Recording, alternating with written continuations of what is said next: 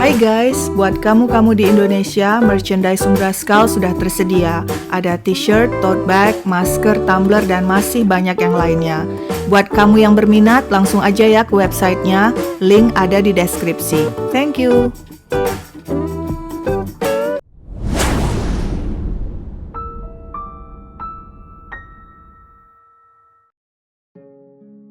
Dunia ini penuh kisah tentang betapa besar jasa, cinta, dan pengorbanan seorang ibu pada anaknya. Bahkan ada hari yang khusus didedikasikan bagi para ibu, bertaburan kata-kata mutiara tentang ibu.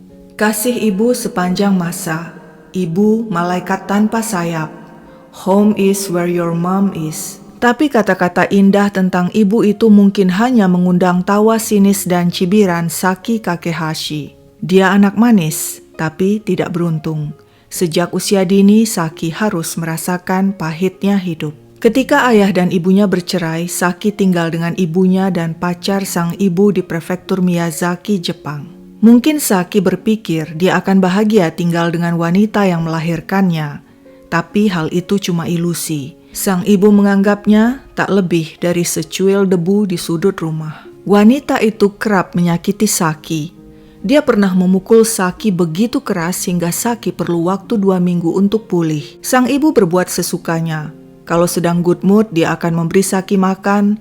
Tapi sialnya, dia lebih sering bad mood sehingga kerap mengikat Saki dan tidak memberinya makan berhari-hari. Akibatnya, Saki kurus, kelaparan, dan kurang gizi hingga tulang rusuknya menonjol. Melihat perilaku buruk sang ibu yang juga dibantu sang pacar, tetangga pun melapor kepada polisi. Keduanya akhirnya ditangkap atas tuduhan penelantaran dan dijebloskan ke penjara.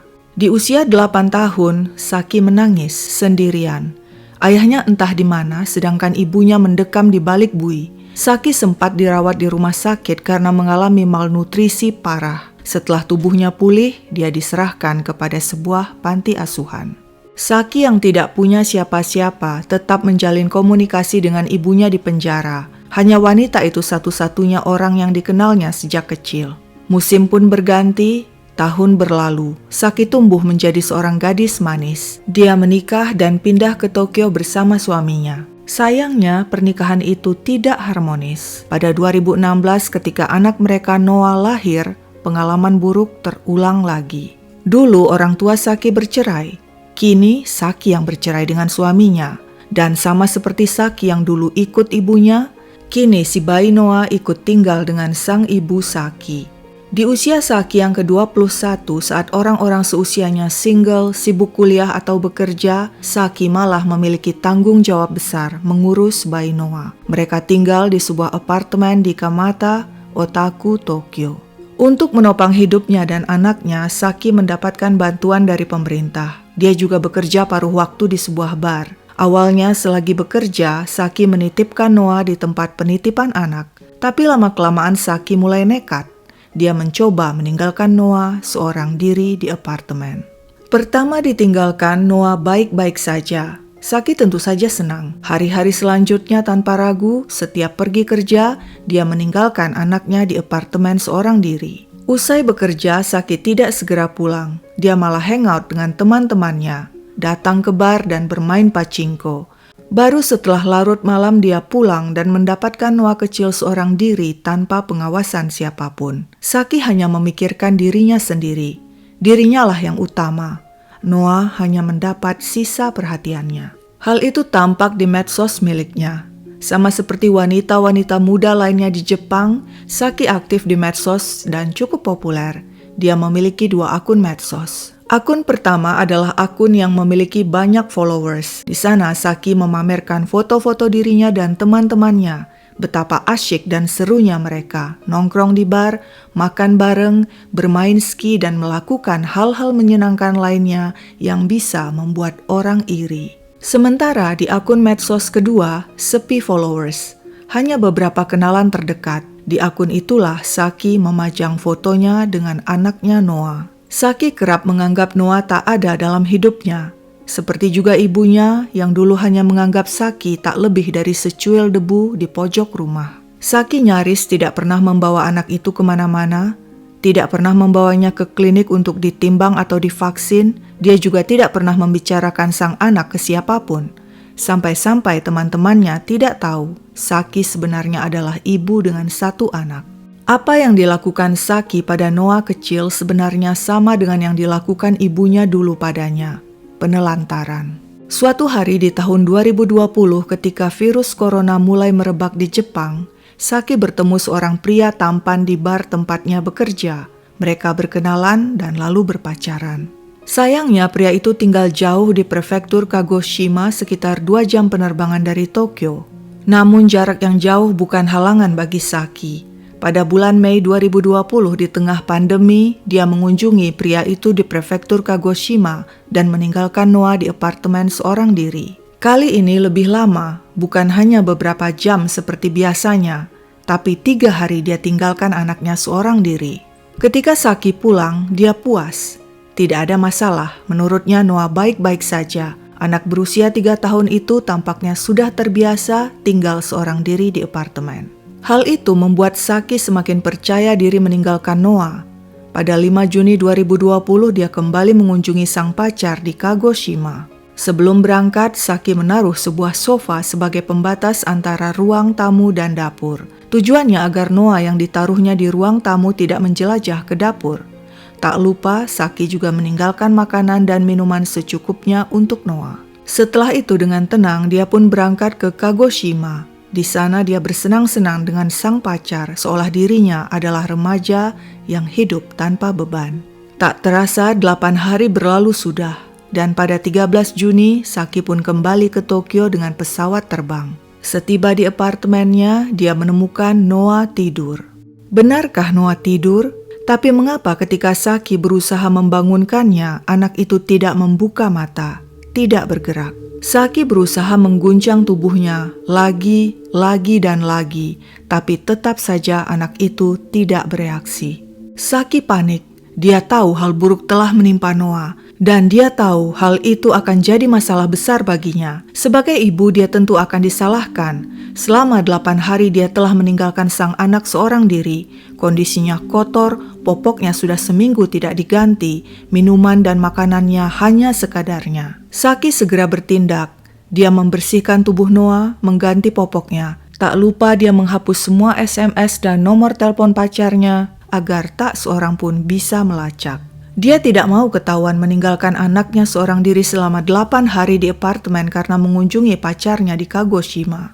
Ketika semuanya dirasa beres, sekitar 1 jam kemudian pada pukul 3.55 sore, Saki pun menelpon petugas paramedis 119 dan dengan panik berkata, "Anakku tidak bernafas, tolong segera datang." Ketika petugas paramedis tiba di tempat, mereka menemukan seorang ibu yang kalut. "Sudah beberapa hari anakku sakit, dia tidak mau makan apa-apa, makan bubur juga tidak mau. Tiba-tiba dia tidak bernafas." Begitu kata Saki. Petugas tertegun. Apartemen itu tampak kotor dan berantakan.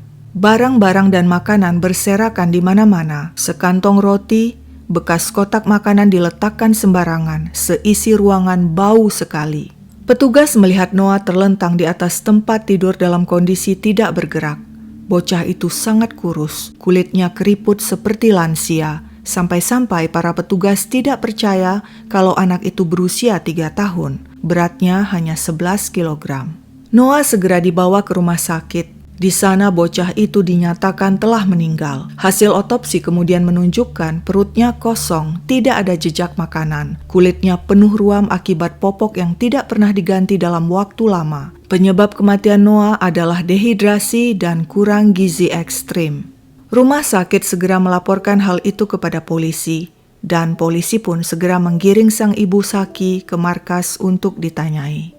Awalnya Saki memberi keterangan anaknya sakit, tidak mau makan berhari-hari lalu berhenti bernafas. Tapi polisi tidak percaya sebab keterangan Saki berputar-putar seperti di karang-karang. Ketika polisi menekannya terus, akhirnya keluarlah pengakuan sebenarnya bahwa dia telah meninggalkan anaknya begitu saja di apartemen selama seminggu. Saki membela diri. "Aku tidak menyangka semuanya akan jadi seperti ini. Aku pikir Noah akan baik-baik saja. Selama ini juga begitu kok. Aku meninggalkannya sendirian di apartemen dan dia baik-baik saja." Lagi pula sebenarnya aku akan segera pulang, tapi pesawat penuh, jadi terpaksalah aku harus menjadwal ulang kepulanganku. Saki sibuk membela diri.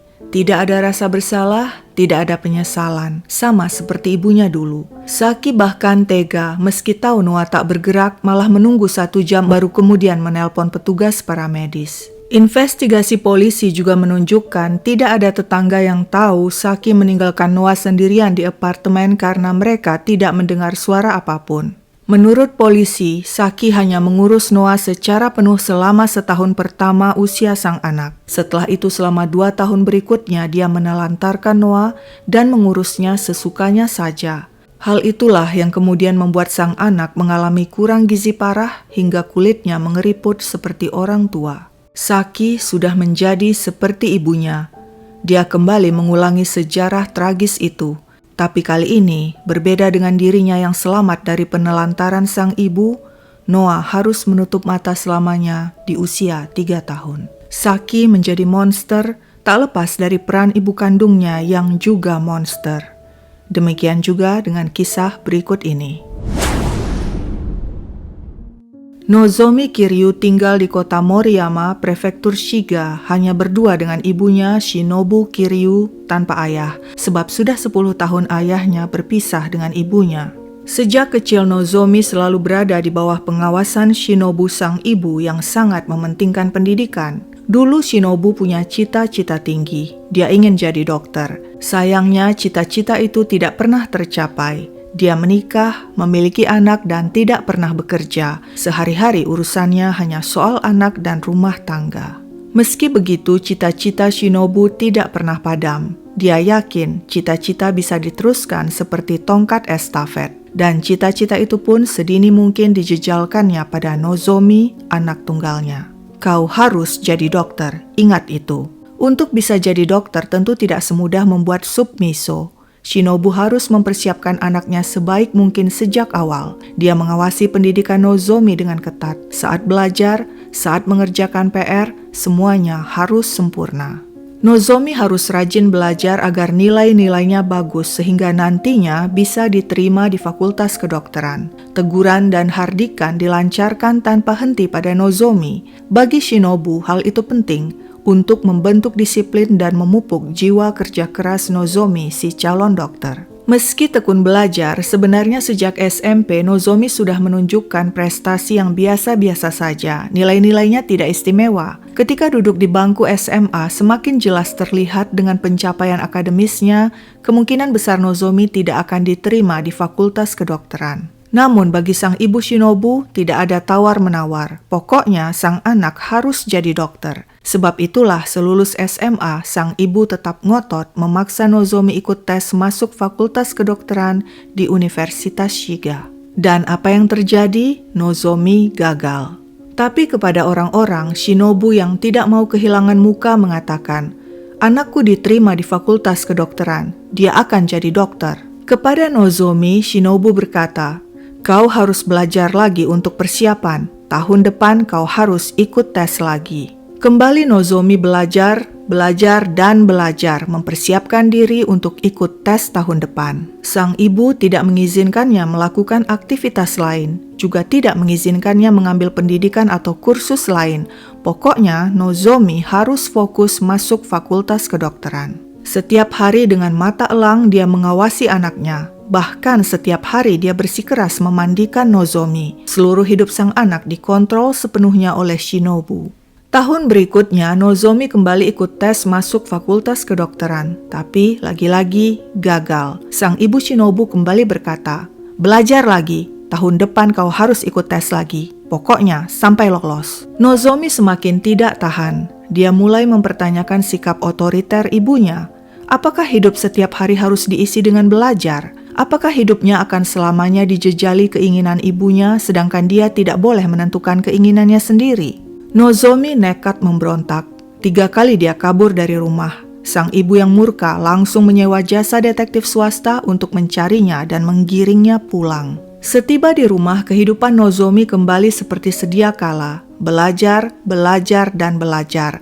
Rentetan hardikan, omelan dan kritikan menerpanya tanpa henti. Dan begitulah terus bertahun-tahun hingga 9 tahun dan 9 kali ikut tes, tapi gagal terus. Nozomi tidak pernah bisa lolos masuk fakultas kedokteran. Sepertinya dia memang tidak mampu, tapi dia tidak tahu harus bagaimana. Ibunya memaksanya terus menjadi dokter. Usia Nozomi sudah hampir 30 tahun. Dia tidak kuliah dan tidak bekerja dan masih tinggal dengan ibunya. Hampir 10 tahun terbuang percuma untuk mengikuti keinginan ibunya. Namun untunglah akhirnya sang ibu Shinobu menyerah juga. Dia mulai bisa menerima kenyataan anaknya tidak mungkin jadi dokter. Wanita itu pun mengizinkan Nozomi anaknya masuk jurusan keperawatan di Universitas Shiga untuk menjadi bidan. Nozomi senang saat tahun 2014 diterima di jurusan keperawatan Universitas Shiga. Perkuliahannya berjalan lancar dan saat inilah Nozomi menetapkan ingin menjadi perawat di ruang bedah, bukan menjadi bidan seperti keinginan ibunya. Mengetahui hal itu, sang ibu marah dan tetap memaksa Nozomi menjadi bidan. Dia memaksa anaknya menandatangani perjanjian. Isinya, meskipun nanti Nozomi lulus sekolah keperawatan, dia harus berjanji tidak akan jadi perawat sebab dia harus jadi bidan. Cukup sudah, Nozomi tak bisa lagi menahan diri. Dia harus melakukan sesuatu. Pada Januari 2018, dia melakukan hal paling nekat. Musim semi yang indah jadi rusak ketika pada 10 Maret 2018 di tepi sungai yang berlokasi di kota Moriyama, Prefektur Shiga, seorang pejalan kaki menemukan potongan jasad misterius. Identitasnya tidak diketahui. Hingga 2 bulan kemudian lewat tes DNA, barulah polisi bisa memastikan penemuan mengerikan itu adalah seorang wanita bernama Shinobu Kiryu, berusia 58 tahun. Diperkirakan dia telah meninggal 2 bulan sebelumnya. Data polisi menunjukkan Shinobu memiliki seorang anak perempuan bernama Nozomi Kiryu. Keduanya tinggal serumah. Mereka pun mendatangi Nozomi yang saat itu ternyata telah pindah ke kota lain dan bekerja sebagai perawat dan tinggal di asrama perawat. Nozomi mengatakan dia tidak tahu menahu tentang hal tragis yang menimpa ibunya. Ketika polisi menanyai tetangga, mereka pun tidak tahu siapa yang telah berbuat keji pada Shinobu. Setahu mereka, Shinobu tidak punya musuh. Dia dan anaknya Nozomi adalah pasangan ibu dan anak yang ideal, selalu kompak dan rukun. Tidak sekalipun tetangga mendengar keduanya bertengkar. Ketika polisi memeriksa rumah Shinobu, mereka menemukan noda darah di kamar mandi. Polisi juga menyita sebilah pisau dapur dan benda-benda tajam lainnya yang diperkirakan dipakai melakukan aksi keji terhadap Shinobu. Selama ini, rumah itu hanya ditinggali Shinobu dan anaknya Nozomi yang kini menjadi tersangka utama. Nozomi kembali membantah tuduhan polisi, tapi ketika ditanyai lebih lanjut, pengakuan aneh keluar dari mulutnya. Menurut Nozomi, pada 19 Januari 2018 dia bertengkar dengan ibunya karena sang ibu ngotot dia menjadi bidan. Tapi Nozomi menolak sehingga membuat sang ibu histeris dan melakukan bundir dengan sebilah pisau. Menurut Nozomi, dia syok melihat hal itu. Bukannya menelpon petugas paramedis dan polisi, dia malah memutuskan membuang ibunya. Pengakuan itu sangat absurd sebab hasil otopsi menunjukkan Shinobu dihabisi seseorang, bukan bundir. Namun akhirnya di pengadilan Nozomi mengakui dialah pelakunya. Dia menghabisi ibunya pada 19 Januari 2018. Hal itu dia lakukan karena tak kuat lagi selama bertahun-tahun hingga usia 31 tahun harus menanggung sikap otoriter sang ibu. Ketika ibunya tetap ngotot memaksanya menjadi bidan, padahal dia ingin jadi perawat, Nozomi tidak mampu lagi menahan diri. Saki Kakehashi dan Nozomi Kiryu adalah wanita kejam. Namun tanpa andil ibu mereka yang keji, kekejaman itu mungkin tidak akan terjadi. Pada akhirnya, Saki Kakehashi terancam hukuman 15 tahun penjara. Sedangkan pada kasus Nozomi Kiryu, hakim yang bersimpati mengatakan kontrol sang ibu terhadapnya sudah melewati batas. Dari tuntutan hukuman 15 tahun penjara, hakim hanya memvonisnya 10 tahun penjara. Sebelum sidang ditutup, hakim mengatakan kepada Nozomi, "Jika kau nanti bebas dari penjara, kau akan kembali ke tengah masyarakat dan bisa bebas menentukan hidupmu sendiri." Mendengar perkataan hakim itu, Nozomi mengangguk sambil menangis. Untuk sementara, hidupnya memang akan terkungkung di balik terali besi, namun pada saatnya nanti, dia akan bebas dari semua kungkungan yang selama 31 tahun telah menimpa dirinya. Apa pendapat kalian tentang kasus ini? Tulis komentar kalian di bawah, dan 10 komentar terbaik akan mendapatkan hadiah merchandise Umbrascal. Jawaban kalian kutunggu sampai pukul 22 waktu Indonesia Barat tanggal 31 Oktober 2021. Sekian dulu ceritaku, sampai jumpa kapan-kapan.